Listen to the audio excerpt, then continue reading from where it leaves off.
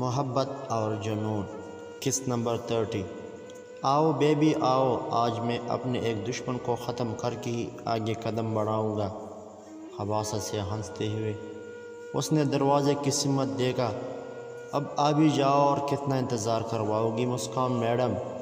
تبھی ڈور بیل کی آواز پر اس کے چہرے پر شیطانی مسکراہٹ ابھری۔ ویلکم ویلکم من ہی من، اس نے مسکان کا ویلکم کیا۔ دروازہ کھولتے ہی اس کی امید کے عین مطابق سامنے مسکان ہی تھی۔ آؤ آؤ میری جان، جانتی ہوں کتنی دیر سے تمہارا انتظار کر رہا ہوں، کتنا مس کر رہا تھا میں تمہیں۔ یہاں کیوں کھڑی ہو، اندر آؤ نا۔ ہاتھ پکڑ کر وہ اسے اندر لے آیا۔ دیکھو یحییٰ، میں یہاں کیوں آئی ہوں شاید تم نہیں جانتے، لیکن آج میں تمہیں ایک بات صاف کر دوں۔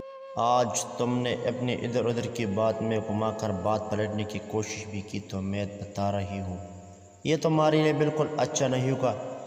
ارے کول ڈاؤن یار، اگر آج میں نے تم سے کچھ چھپانا ہوتا تو کیا میں خود تمہیں اتنی کالز کر کے یہاں بلاتا؟ آج میں سب صاف کر دوں گا، لیکن اس سے پہلے تم یہاں بیٹھو اور یہ پانی پیو۔ کیا مطلب؟ آج مسکان کو اس کا انداز کچھ مشکوک لگا۔ ایسا کیوں بیہیو کر رہے ہو تم؟ ارے بیبی ایسا کیوں کہہ رہی ہو؟ اور میں کیسا بیہیو کر رہا ہوں؟ اتنے پیار سے تو بات کر رہا ہوں۔ شاید لوگ سچ میں کہتے اگر لڑکی سے زیادہ پیار جتاؤ تو اس پر بھی شک کرتی ہے، وہ پیار بھی اسے دھوکہ ہی لگتا ہے۔ نہیں، میرے کہنے کا مطلب تھا کہ تم اتنے پیار سے اور اتنا عجیب بیہیو تو کبھی نہیں کرتے تھے، پھر آج کیا ہو گیا ہے؟ کیونکہ بیبی آج میں بہت خوش ہوں۔ اور مسکراتے ہوئے مسکان کے سامنے آ بیٹھا۔ مگر تم کیوں خوش ہو؟ وہ حیران ہوئی۔ کیونکہ آج میرے مقصد کے درمیان آنے والے 1 گھنٹے کو میں اپنے ہاتھوں سے نکالنے والا ہوں۔ سرشاری سے اس نے اپنا پلان بتایا۔ اور وہ 1 گھنٹہ کون ہے؟ مسکان نے تجسس سے توڑی کے نیچے ہاتھ رکھا اور توڑی آئیے کی طرف جھکا۔ ارے بیبی اتنی بھی کیا جلدی ہے، ابھی تو آئی ہو، تھوڑا پاس آؤ میرے، کتنے دنوں بعد آج ہم مل رہے ہیں۔ میرا موڈ بھی آج بہت خوشگوار ہے، مگر میرا موڈ آج بالکل خوشگوار نہیں۔ اس کی پراسرار باتوں پر وہ تڑپ اٹھی۔ اسی لیے جو بولنا ہے صاف صاف کہو بیبی۔ میں تو سوچ رہا تھا آج میں جو بھی کروں آرام آرام سے، بنا کسی جھگڑے کی، بنا ہاتھا پائی کے کروں، تاکہ سب آرام سے نمٹ جائے۔ مگر اب تم جب پوائنٹ ٹو پوائنٹ کی بات کر رہی ہو تو چلو میں بھی اپنا اور تمہارا وقت ضائع کیسے سیدھے مدعے کی بات پر آتا ہوں۔ سو مسکان بیبی، سب سے پہلے میں تمہارا شکریہ ادا کرنا چاہتا ہوں۔ تم نے میرے ہر اچھے برے پلان میں میرا ساتھ دیا۔ اتنا عرصہ تم میرے گرل فرینڈ رہی، تم نے کافی وقت اچھا گزارا ایک دوسرے کے ساتھ وغیرہ وغیرہ۔ ان سب باتوں کا احسان مانتے ہوئے آخر میں مجھے بہت افسوس سے کہنا پڑ رہا ہے کہ تم اب میرے کسی کام کی نہیں رہی، اور فضول چیزوں بیکار لوگوں سے مجھے سخت نفرت ہے۔ کیا مطلب ہے تمہاری ان باتوں کا؟ فضول چیز مطلب آج تک تم صرف میرے ساتھ اس لیے تھے کہ میں تمہارے کام آ رہی تھی، اور اب کام کی نہیں رہی، اس بات کا کیا مطلب ہے؟ یحییٰ خان، میرے ایک بات بہت دھیان سے سنو، تم مجھے کوئی فالتو چیز سمجھنے کی غلطی تم کبھی نہ کرنا۔ میں ایک پل میں تمہارا کیل بنا بھی سکتی ہوں اور بگاڑ بھی سکتی ہوں۔ تو مجھ سے دشمنی تم ذرا سوچ سمجھ کر مول لینا۔ اس کی پراسرار باتوں پر وہ بنا اٹھی۔ نا نا نا نا مسکان میری جان، تمہیں شدید قسم کی غلطی فہمی ہو گئی ہے۔ کسی نے کہا میں تم سے دشمنی مول رہی ہوں؟ میں تم سے دشمنی مول لے کر کیا کروں گا بھلا، جب مجھے پتہ ہے تم میرا کچھ نہیں بگاڑ سکتی۔ ہنستے ہنستے وہ اٹھ کر ٹیبل تک آیا اور دراز میں رکھی گن اٹھائی۔ سوچ ہے تمہاری یحییٰ خان، میں ابھی ڈیچ کو سب کچھ بتا دوں گی، اور اس کے بعد جو تمہارا حشر ہوگا وہ تم اچھی طرح سے جانتے ہو۔ یحییٰ خان جو اس کی طرف بیٹھ کے کھڑا تھا، اس کی اس دھمکی پر پراسرار انداز میں مسکرایا اور نامحسوس طریقے سے گن پر سائلنسر فٹ کرنے لگا۔ اس کی نوبت نہیں آئے گی مسکان ڈارلنگ۔ کیا مطلب ہے تمہارا؟ یحییٰ خان، بس اب بہت ہوا، میں ابھی جا کر ڈیچ کو تمہاری اس کے باقی کے الفاظ منہ میں ہی رہ گئے جب یحییٰ خان نے یکدم مڑ کر مسکان کے سر کا نشانہ لگایا اور گولی اس کے ماتھے کے درمیان سے آر پار ہو گئی۔ پل بھر کا کھیل تھا۔ مسکان کا بے جان وجود مردہ حالت میں زمین پر ڈر گیا کہ بریسلٹ میں فٹ کیے گئے کیمرے کے ذریعے اپنے لیپ ٹاپ پر یہ سارا نظارہ دیکھ کے خرم نے افسوس سے گردن ہلا۔ بہت اچھے یحییٰ خان، اب یہی ویڈیو ثبوت بنے گی تمہارے خلاف۔ برائی کا انجام برا ہوتا ہے مسکان، تم نے دوسروں کی ساری زندگی فریب دیا اور آج تم بھی اسی فریب کا شکار ہو گئی۔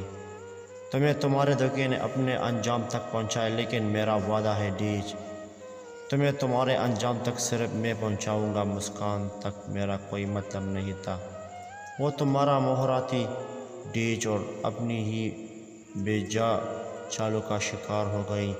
مگر میرا شکار ہو ڈیج، نہ کوئی عدالت نہ کوئی قانون، صرف خرم محل تمہارا فیصلہ کرے گا۔ ارے یار کہاں ہو تم؟ دیکھ تیرا دوست شادی کے بعد بھی کواروں کی طرح منہ لٹکائے گھوم رہا ہے۔ نے کمرے میں داخل ہوتے ہی دعائی دی۔ کیا ہوا دلہے راجہ، آج کے دن کیوں دعائی دے رہے ہو؟ خرم نے لیپ ٹاپ بند کر کے ایک طرف رکھا اور اپنی پوری توجہ سہیل کی جانب مبذول کی۔ یار دیکھ، تو نے پتہ نہیں کیسے نکاح کے بعد اتنا وقت کاٹا، مگر قسم اٹھا لے یار، مجھے سے تو یہ 2-3 گھنٹے اپنی بیوی کے بنا رہنا نہیں جا رہا۔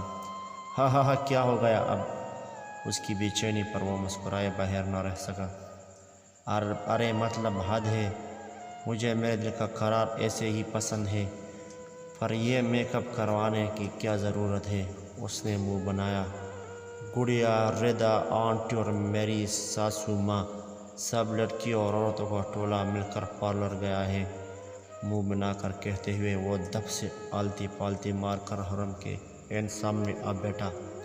لیکن خرم کے چہرے کے تاثرات دیکھ کر اسے حیرت ہوئی۔ کیا ہوا بھائی، ایسے کیوں دیکھ رہے ہو؟ کیا کہا تم نے سہیل؟ گھر کی ساری عورتیں پارلر گئی ہے؟ مگر ایسا ہوا کیسے، اور کسی نے مجھے بتایا کیوں نہیں؟ جبکہ میں نے بیوٹیشنز خود گھر کے لیے ارینج کی تھی، تو سب پارلر کیوں گئے؟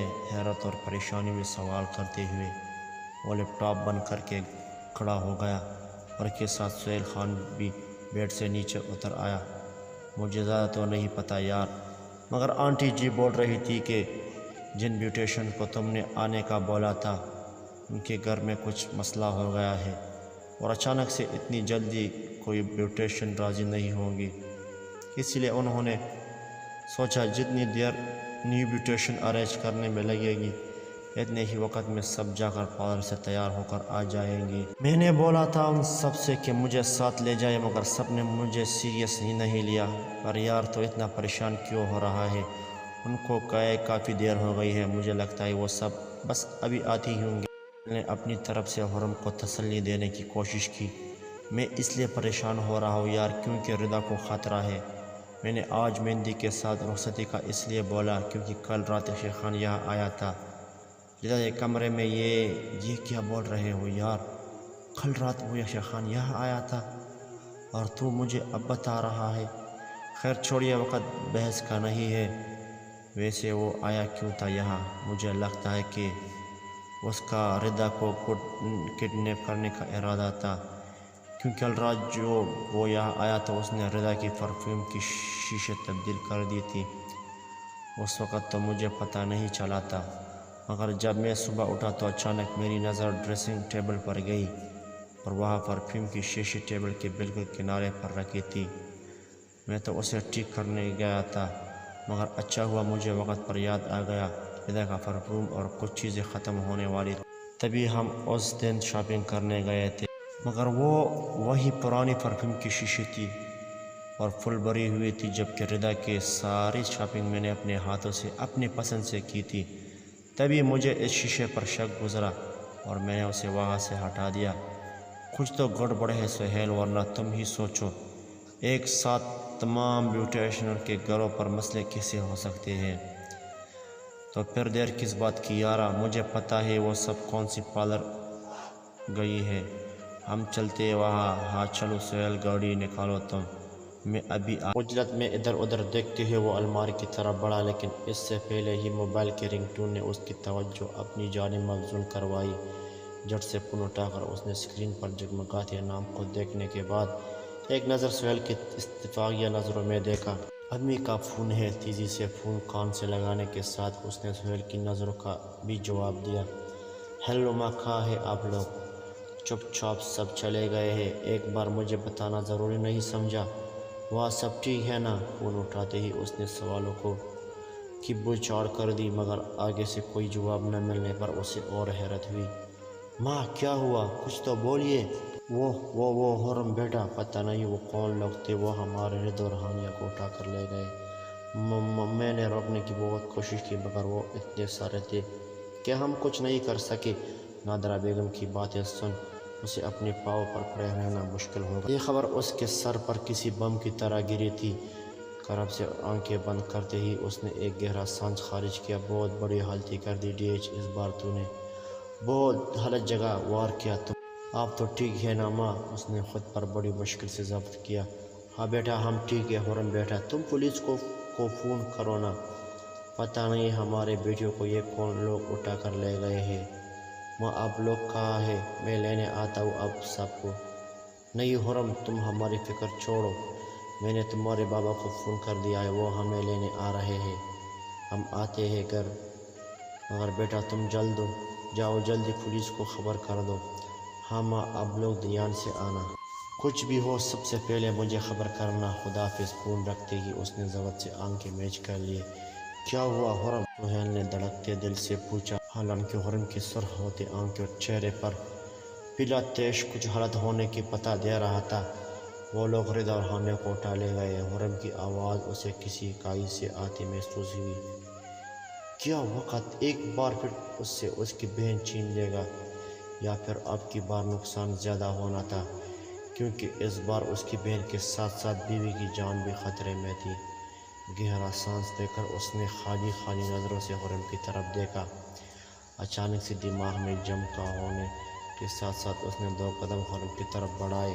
مگر یار ہانیہ تو ڈیچ کی پوتی ہے، اور وہ اپنی ہی پوتی کو کڈنیپ کیوں کروائے گا؟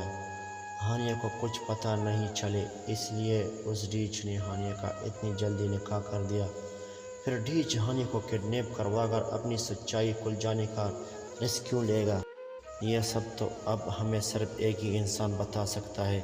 الماری سے کچھ ڈھونڈنے کے ساتھ اس نے سہیل کی باتوں کا بھی جواب دیا۔ اور کون ہے وہ یحییٰ خان؟ ہاتھ میں پکڑی 2 گنز میں سے حرم نے ایک گن سہیل خان کی طرف اچھالی۔ یہ لو سہیل، اپنے پاس رکھو، اسے کام آئے گی اب یہ تمہارے۔ کہانی جاری ہے۔ اگر ابھی تک آپ نے ہمارا چینل سبسکرائب نہیں کیا تو برائے مہربانی ہمارا چینل سبسکرائب کیجیے اور اپنے دوستوں کے ساتھ ضرور شیئر کیجیے۔ شکریہ۔